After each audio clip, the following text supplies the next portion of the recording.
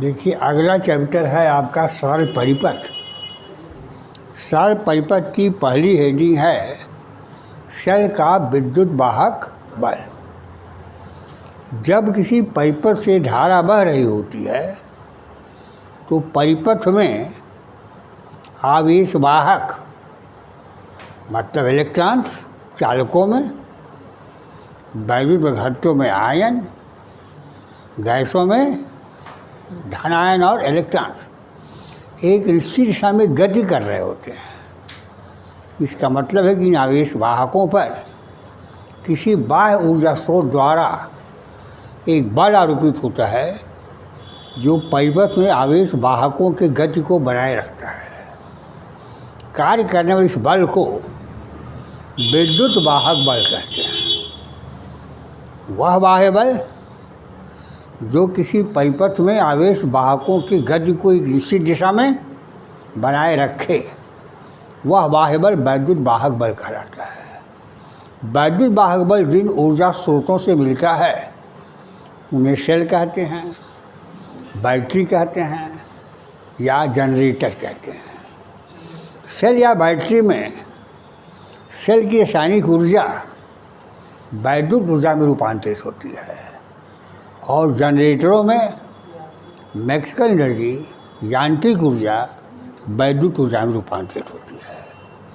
यानी सेल का काम है आवेश वाहकों की गति को बनाए रखना, यानी पूरे परिपथ में आवेश वाहकों को पंप करना। यह क्रिया कैसे होती है? जैसे मान लीजिए दो चालक ए और बी हैं। एक को आपने धन आवेश दे दिया, एक को ऋण आवेश दे दिया, तो ये ऊंचा विभव हो गया, ये निम्न विभव हो गया। यदि एक पतले तार से जोड़ दें इनको तो होगा क्या? इलेक्ट्रॉन गति करेंगे from lower potential to higher potential और धारा बहेगी फ्रॉम हायर टू लोअर। जब इलेक्ट्रॉन यहाँ पहुँचेंगे तो इसका विभव घटेगा, जब इलेक्ट्रॉन यहाँ से निकलेंगे तो इसका विभव बढ़ेगा। परिणाम यह होगा कि जब दोनों उदासीन हो जाएंगे तो धारा का प्रवाह रुक जाएगा। तो एक ऐसी युक्ति लगाइए ताकि जितने इलेक्ट्रॉन यहाँ पहुँचें उतने ही इलेक्ट्रॉन यहाँ से निकाल लिए जाएं और जितने इलेक्ट्रॉन यहाँ से निकलें उतने ही इलेक्ट्रॉन यहाँ दे दिए जाएं। तो न तो इसका विभव बढ़ने पाएगा न तो इसका विभव घटने पाएगा। परिपथ में आवेश का प्रवाह कंटिन्यूअस बना रहेगा। इस तरह से बैटरी यानी सेल आवेश वाहकों को पंप करते हैं पूरे परिपथ में। इसीलिए बैटरी के विभवांतर को विभवांतर न कह करके वैद्युत वाहक बल कहते हैं। यह क्रिया होती कैसे है? इसको जानने के लिए पहले कांटेक्ट पोटेंशियल डिफरेंस जानना पड़ेगा, संपर्क विभवांतर जानना पड़ेगा। कांटेक्ट पोटेंशियल डिफरेंस कहते किसको हैं? जैसे दो विभिन्न धातुओं की प्लेटों को लेकर एक दूसरे से जोड़ दिया जाए तो ए में नंबर ऑफ इलेक्ट्रॉन्स की संख्या मान लीजिए ज़्यादा है और बी में नंबर ऑफ इलेक्ट्रॉन्स की संख्या कम है।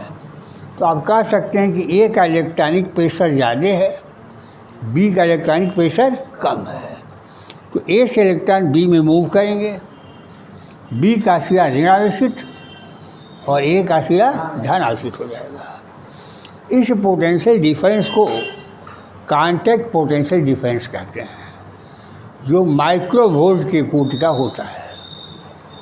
कितने कोटि का होता है? माइक्रोवोल्ट के कोटि का होता है। यही क्रिया सेल में होती है।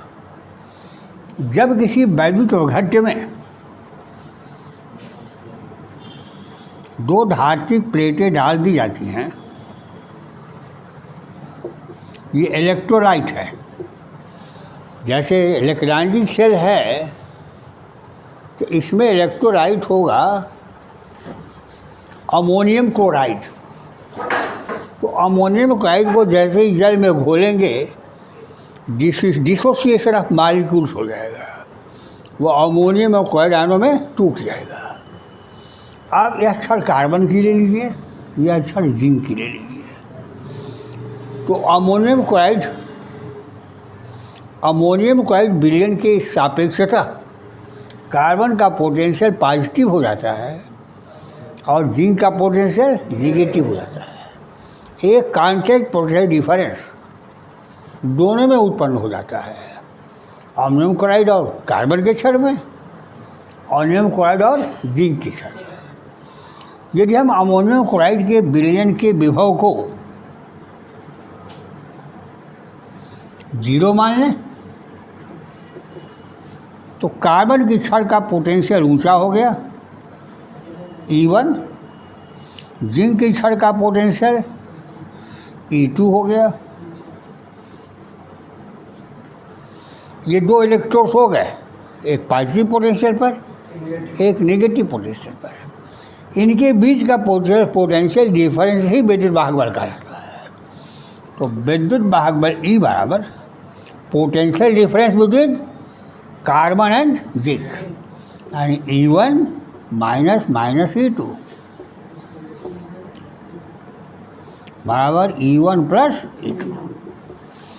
तो विद्युत वाहक बल की एक परिभाषा हो गई, सेल के दोनों इलेक्ट्रोडों के मध्य के विभवांतर को विद्युत वाहक बल कहते हैं। कब? जब दोनों सेल खुले हों, सिरे खुले हों। तो जब दोनों सेल के दोनों इलेक्ट्रोड्स खुले हों, यानी उससे धारा न ली जा रही हो, तो सेल के टर्मिनल विभवांतर को विद्युत वाहक, क्यों विद्युत वाहक बल कहते हैं, विभवांतर क्यों नहीं कहते? क्योंकि यह विभवांतर आवेश वाहकों को पंप कर रहा है। जैसे आप जोड़ दें तो इलेक्ट्रॉन चलेंगे फ्रॉम कैथोड टू एनोड। जैसे ही इलेक्ट्रॉन यहाँ पर आएगा कार्बन पर, अमोनियम आयन आ करके इस इलेक्ट्रॉन को उदासीन कर देगा, इससे इसका विभव घटने नहीं पाएगा। जैसे ही यहाँ से इलेक्ट्रॉन निकला, क्लोराइड यहाँ जाके इसको अपना आवेश ट्रांसफर कर देगा, इसलिए इसका विभव बढ़ने नहीं पाएगा। इस तरह से परिपथ में आवेश पंप हो गया। बाह्य परिपथ में electrons from cathode to anode और अंदर ions, ring ion from anode to cathode. बाह्य परिपथ में धारा बहेगी इलेक्ट्रॉन के गति के विपरीत, यहाँ धारा बहेगी क्लोराइड आयन के गति के विपरीत। ये धारा की दिशा हो गई। इस तरह से विभवांतर आवेश वाहकों को पंप कर रहा है, इसलिए इसे विभवांतर ना कह करके विद्युत वाहक बल कहते हैं। आई बात समझ में? पूरा चक्कर हो गया ऋण आवेश का, फ्रॉम कैथोड टू एनोड होते हुए कैथोड तक। तो एक कूलम आवेश को सेल सहित संपूर्ण परिपथ में चक्रित करने में, सर्कुलेट करने में सेल द्वारा दी गई ऊर्जा को सेल का विद्युत वाहक बल कहते हैं। तो लिख लीजिए, सेल का विद्युत वाहक बल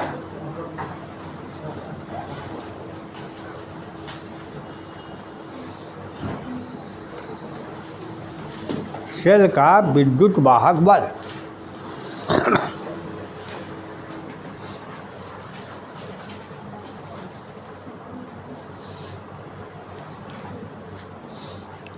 एक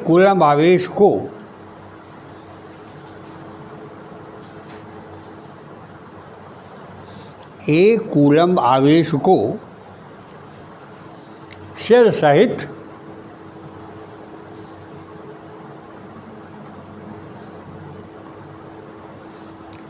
संपूर्ण परिपथ में चक्रित करने में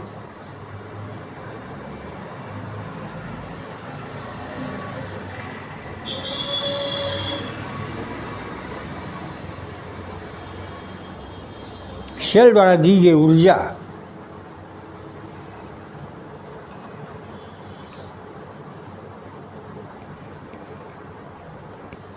सेल का विद्युत वाहक बल कहलाती है।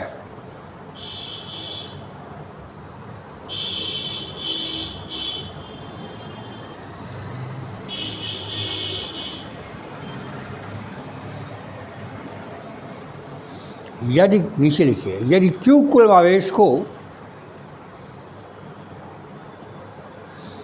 शेल सहित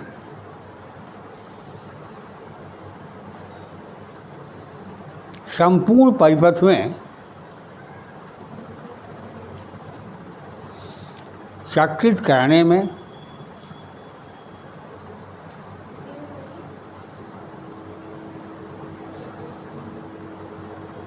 दी गई ऊर्जा W जूल हो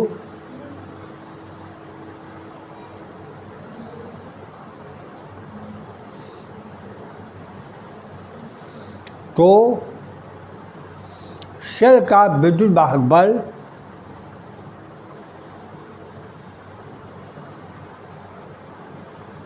E बराबर W/Q मात्रक जूल प्रतिकूलम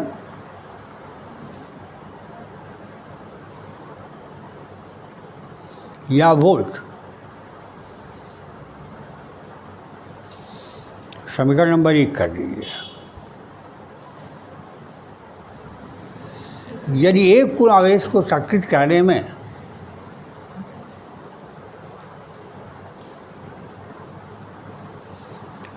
यदि एक कूलम आवेश को चक्रित कराने में शेल द्वारा दी गई ऊर्जा 1 जूल हो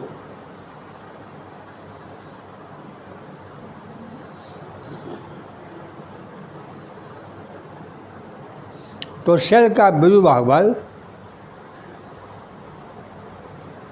1 वोल्ट होता है।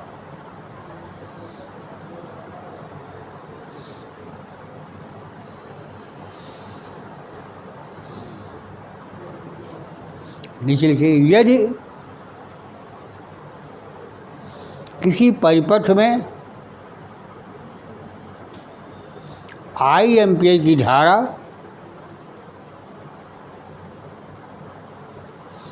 T सेकेंड तक प्रवाहित हो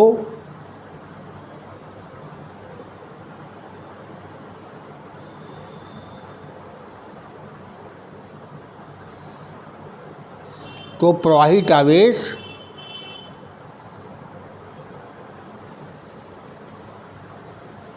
Q बराबर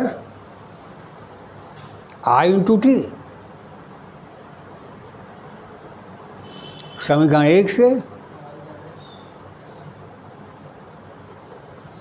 W/E/Q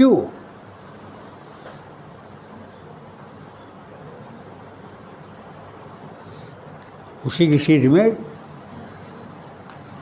W बराबर E/Q बराबर E/I/T/U।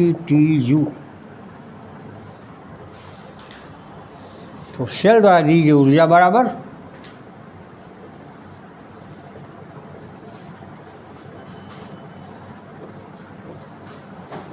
कितना हो गया? E/I/T जूल हो गया।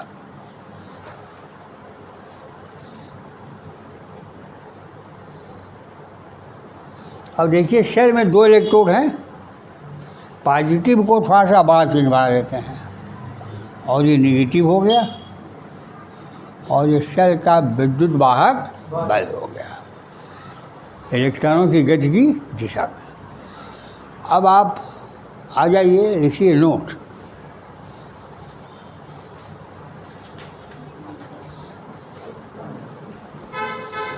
यदि किसी सेल से धारा लेते हैं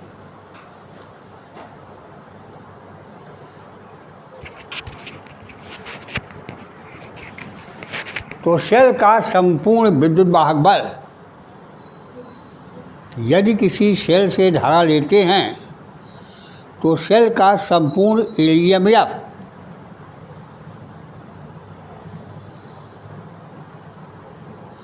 बाह्य परिपथ में लगे प्रतिरोधों पर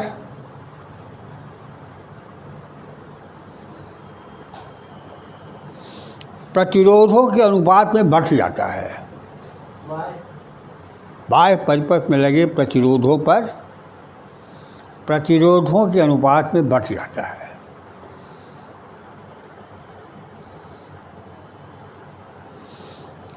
माना लिखिए, माना किसी सेल का विद्युत वाहक बल E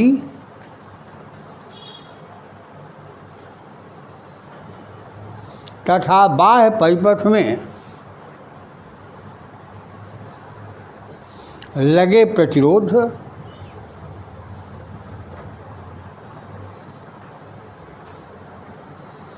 R1, R2, R3 हैं।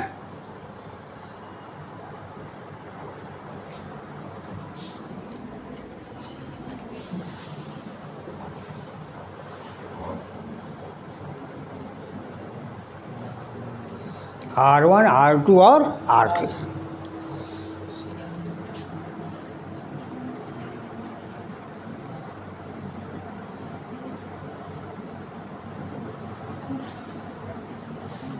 ये E हो गया, R1 हो गया, R2 हो गया, R3 हो गया।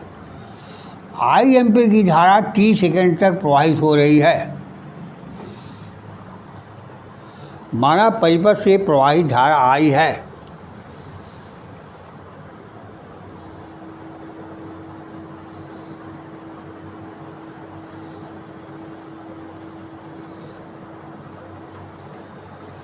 परिपथ से प्रवाहित धारा I है, अतः t सेकेंड में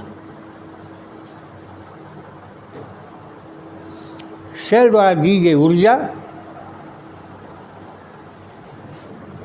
W बराबर EIT जूल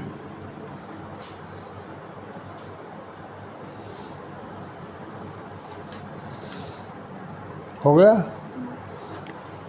अब ऊपर लिखवा चुके हैं अभी WEIT जूल।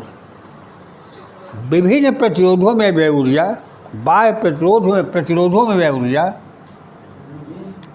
बाह्य परिपथ में लगे, लिखिए, बाह्य परिपथ में लगे प्रतिरोधों में व्यय ऊर्जा I square R1T, I square R2T तथा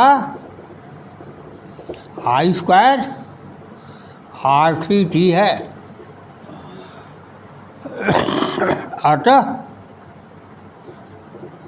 EIT बराबर I square R1T plus I square R2T plus I square R3T, या E बराबर IR1 plus IR2 plus IR3। IR1 क्या है? धारा गुणे प्रतिरोध, प्रतिरोध R1 के श्रेय का विभवांतर। IR2 क्या है? प्रतिरोध R2 के श्रेय का विभवांतर। IR3 R3 के श्रेय का विभवांतर। अर्थात E बराबर V1 plus V2 plus V3। V1 R1 का विभवांतर, V2 R2 का विभवांतर, V3 R3 का विभवांतर। तो E बराबर V1 plus V2 plus V3। यानी किसी सेल से धारा लेंगे तो सेल का संपूर्ण विद्युत वाहक बल बाह्य परिपथ में लगे प्रतिरोधों पर बढ़ जाता है। है बात समझ में?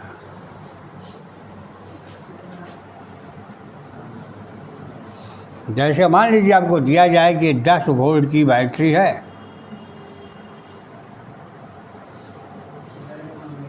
पाँच ओम के श्रेय का विभवांतर 4 वोल्ट है, तो प्रतिरोध R का मान बताओ।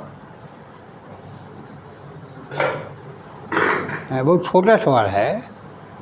10 वोल्ट की बैटरी है, यहाँ विभवांतर 4 वोल्ट है, तो प्रतिरोध का R का मान कितना होगा?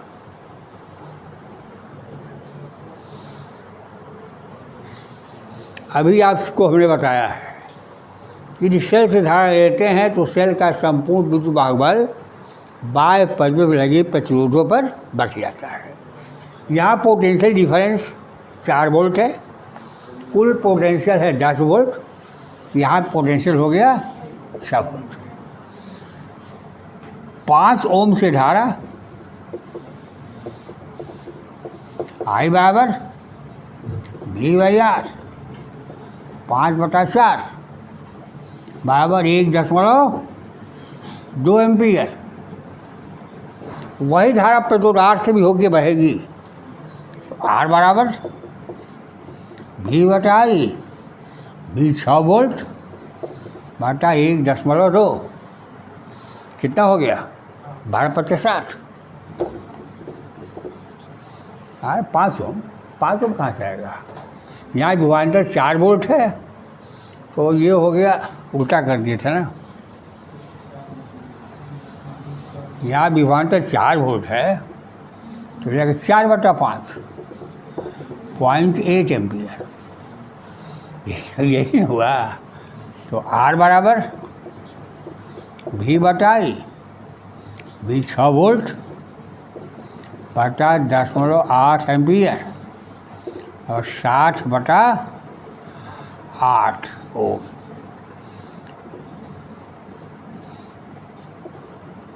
बराबर 7.5 आई बात समझ में। यहाँ विभवांतर 4 वोल्ट है, तो 5 ओम है, तो 4/5 10.8 और R बराबर V/I। अब आइए सेल का आंतरिक प्रतिरोध किसे कहते हैं? आंतरिक अंदर का प्रतिरोध। सेल के अंदर क्या है? वैद्युत घट्य है, अमोनियम क्लोराइड है, अमोनियम और क्लोराइड आयन है।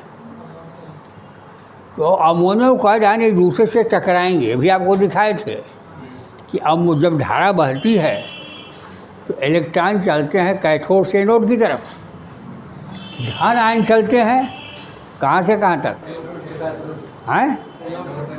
धन आयन चलते हैं कैथोड से एनोड की तरफ, अमोनियम आयन, और क्लोराइड आयन चलते हैं फ्रॉम एनोड टू कैथोड। तो ये आयन एक दूसरे से ये आपस में टकराएंगे। जब टकराएंगे तो इनका मार्ग बाधित होगा। तो सेल के विलयन द्वारा धारा के मार्ग में उत्पन्न अवरोध को सेल का आंतरिक प्रतिरोध कहते हैं। बाह्य परिपथ के प्रतिरोध का क्या मतलब है? बताया गया था, धारा बहती है तो इलेक्ट्रॉन चलते हैं आवेशवाहक। ये इलेक्ट्रॉन चालक के अणु परमाणु से टकराते हैं, जिससे इनका मार्ग बाधित होता है। अर्थात चालक के अणु या परमाणु इलेक्ट्रॉन के गति में स्पीड ब्रेकर का काम करते हैं। वही प्रतिरोध बाह्य परिपथ का प्रतिरोध है। और विलयन के अंदर आयन्स आपस में एक दूसरे से टकराते हैं, जिसे सेल का आंतरिक प्रतिरोध कहते हैं। यह आंतरिक प्रतिरोध निर्भर करेगा विलयन की सांद्रता पर। सांद्रता बढ़ा दें, अमोनियम का अणु की संख्या बढ़ जाएगी, टक्करों की संख्या बढ़ जाएगी। तो आंतरिक प्रतिरोध निर्भर करता है विलयन की सांद्रता पर, इलेक्ट्रोड्स के मध्य की दूरी पर। दूरी बढ़ा देंगे तो आयंस को ज़्यादा दूर चलना पड़ेगा, मार्ग में ज़्यादा आयंस आएंगे, ज़्यादा टक्कर होगी, प्रतिरोध बढ़ जाएगा। इलेक्ट्रोड्स के क्षेत्रफल के व्युत्क्रमानुपाती क्षेत्रफल बढ़ा देंगे, आंतरिक प्रतिरोध घट जाएगा। ताप बढ़ाते हैं, ताप बढ़ जाए विलयन का तो श्यानता कम हो जाएगी। श्यानता पढ़ चुके हैं फर्स्ट ईयर में। श्यानता घट जाएगी तो आयनों की मोबिलिटी सुगम हो जाएगी, आसानी से गति करने लगेंगे, इसलिए आंतरिक प्रतिरोध कम हो जाएगा। सेल के आंतरिक प्रतिरोध को दिखाना हो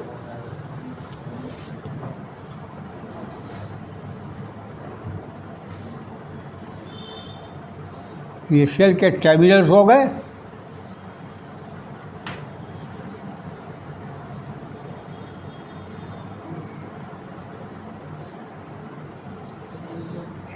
स्मॉल आर हो गया, ये विद्युत बल ई हो गया, ये बाह्य परिपथ का प्रतिरोध कैपिटल आर हो गया।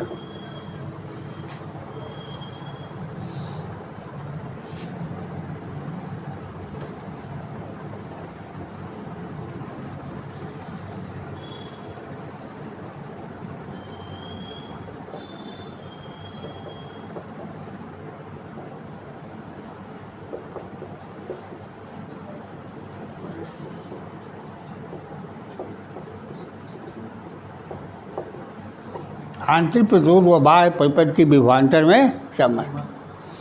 मान लीजिए कि सेल का आंतरिक स्मॉल आर है, बाह्य परिपथ में प्रतिरोध कैपिटल आर है, सेल से बहने वाली धारा आई है। बाह्य प्रतिरोध आर, आंतरिक प्रतिरोध स्मॉल आर, धारा आई, टी सेकेंड में प्रवाहित आवेश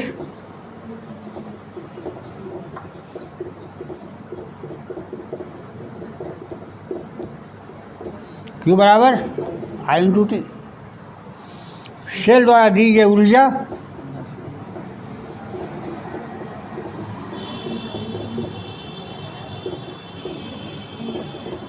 ई क्यू जूल बराबर E I T joule. I ampere की करंट टी सेकेंड में प्रवाहित हो रही है, तो बाह्य परिपथ में व्यय ऊर्जा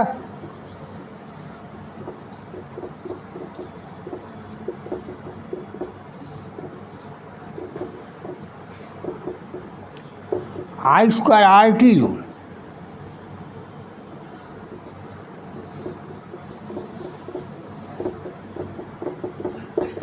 I square small R T joule, ये नहीं हुआ तो सेल ने इतनी ऊर्जा दिया, इतना खर्चा हुआ, तो बराबर न दोनों होगा। तो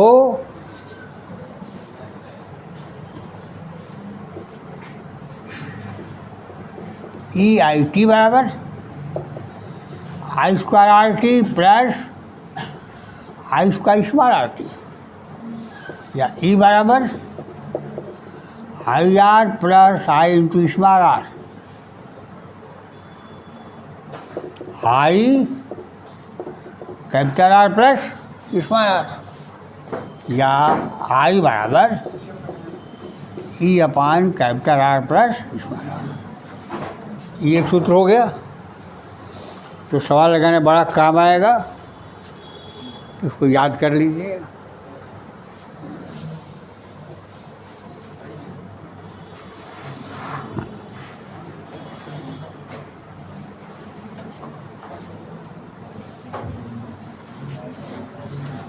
समीकरण 1 से आई इंटू आर है क्या? प्रतिरोध आर के सिरे का विभवांतर है। जैसे आपने ये सेल बनाया था, ये बाह्य प्रतिरोध लगा दिया था,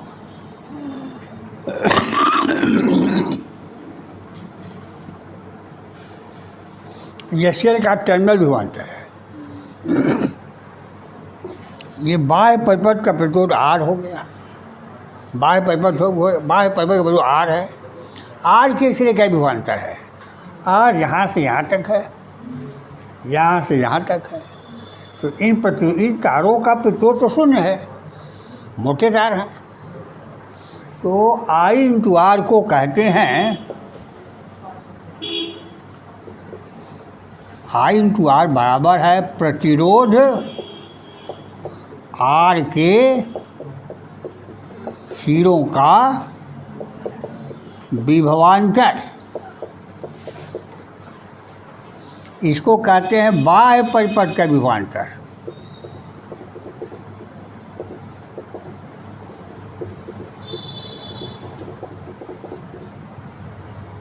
इसको कहते हैं सेल के सिरों का विभवांतर।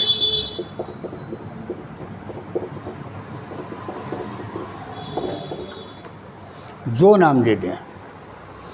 तो चूड़ार की सिरे का विभवांतर, सेल का टर्मिनल विभवांतर या बाह्य परिपथ का विभवांतर भी। अतः समीकरण 1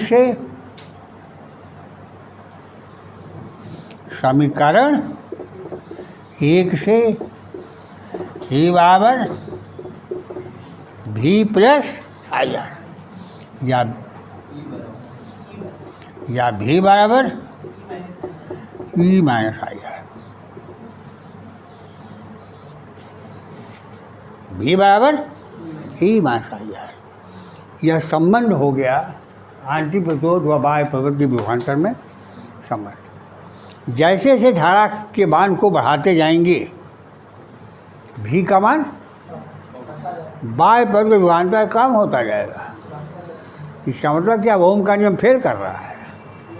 V समानुपाती I होता है और यहाँ धारा के मान को बढ़ाते जा रहे हैं तो विभवांतर घटता जा रहा है। तो लगता है कि ओम का नियम यहाँ फेल हो रहा है। ऐसा फेल नहीं हो रहा है। इसका उत्तर आप कल बताएंगे, आप सोच के बताएंगे। तो कुछ लोग तो सोच लिए हैं, शक्लें बता रहे हैं। अब धारा के मान को बढ़ाते जाएंगे तो बाह्य परिपथ का विभवांतर घटता जाएगा। क्या ओम नियम का पालन हो रहा है या नहीं हो रहा है? आप खुद किताब पढ़ें, उत्तर खोजें और कल उत्तर दीजिएगा, और नहीं दिया तो हम बताएंगे।